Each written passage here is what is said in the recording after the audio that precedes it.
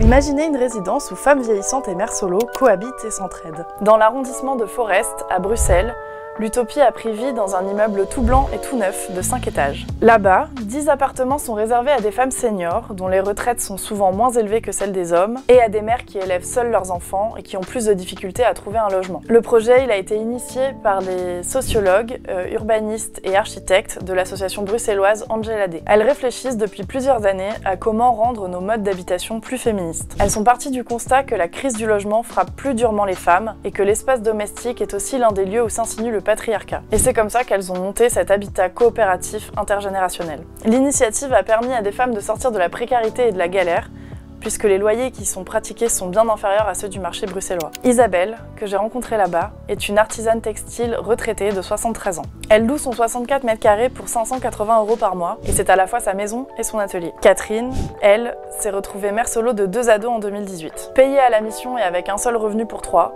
aucun logement n'était accessible pour elle. Elle a dû retourner chez ses parents et a même pensé à intégrer un squat. Jusqu'à ce qu'elle entende parler d'Angela Day et qu'elle emménage en 2021 dans un appartement de 88 mètres carrés pour 653 € par mois. C'est plus de 2 fois moins que le prix du marché pour un 2 pièces dans le coin. L'habitat coopératif se développe partout en Europe. Mais si ce projet-là il est spécial, c'est parce qu'il est profondément féministe. Si ça vous intéresse, vous pouvez lire mon reportage sur le site de Libération et dans le Libé qui sortira ce 8 mars. Vous y trouverez plein d'autres articles pour la Journée internationale des droits des femmes.